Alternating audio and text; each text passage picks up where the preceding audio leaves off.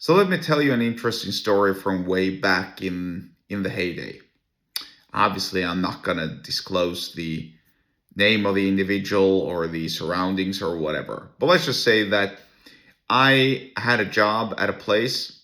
My immediate colleague at that place was pretty lazy. He didn't do much work. In fact, he did everything he could to escape work. Every time there was an assignment, every time there was something that needed to be done, he sort of like never signed up for it and always waited for somebody else to do it. Now, I did it all the time, especially in that context and especially at that time because I had so much to learn.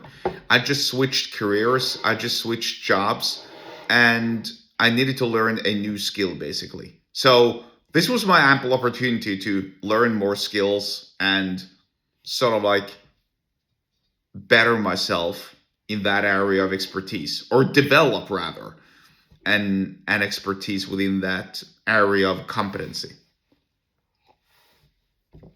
And so the fella would always start the day by telling a story, maybe gossip, maybe speak ill of somebody behind our backs, and sort of like lift up the mood and make everybody happy. And there's nothing wrong with that except the gossip part, which by the way, if you're in the workforce actively, don't engage in gossip. Don't. It's just destructive. It just brings down the mood. It tells you a lot about your character if you're speaking ill about people's backs without them being there to defend themselves. I mean, it's one thing to criticize somebody for something that they did to others, but speaking ill, spreading gossip, and so on, it just ruins the mood. It's not constructive. And yes, I know what it's like. Admittedly, I've done it myself in the past, and it wasn't a good look. It really wasn't. Anyway, so don't engage in that.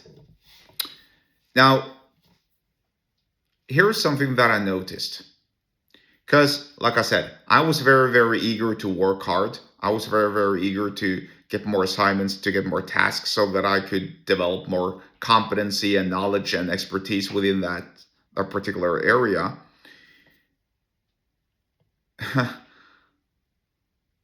Every single time a boss or a superior or some sort of colleague or whatever would sort of like approach me, they all be serious. They'd all be sort of like very formal and very, very strict in their ways of communicating to me. And more often than not, I'd actually receive extra work tasks, and I had to work. Well, I didn't have to work longer hours, but I had to work more during the office hours than the other guy, because while they were strict and sort of, well, not strict, that's not the right word, but whilst they were very, very, very formal and very, very polite and sort of like very, very professionally acting towards me, they were the complete opposite to that other guy. In fact, I don't think they gave that extra guy a single task or job ever. Probably because they knew he either wouldn't do it or maybe he couldn't do it. And number two, this is actually the major lesson and the major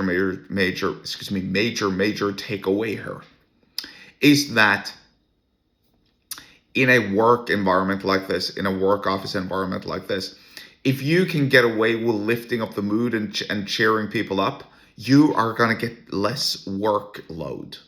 You really are.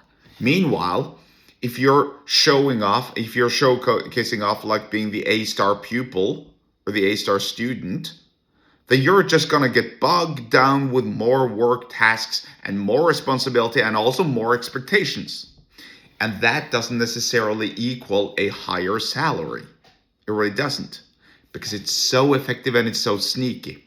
Look, what matters is what's on your job description. Not those extra little tasks that you carried out. Think about that.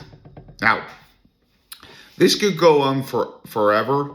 I could sit around. I could, well, I could give you countless and countless examples, but you know where I'm going with this, right? Basically, bottom line, don't aim to become the 100% A-star pupil at your job if you work a job. Rather, aim to do a good job, be in the top 80%, and then focus on building these social relations because they are as important. If you want to learn more about, and that's persuasion, by the way. That's what I said right there. If you want to learn more about persuasion, then get subscribed to my email list. The link to do so is in the episode description wherever you're watching or listening to this, and I'll see you there.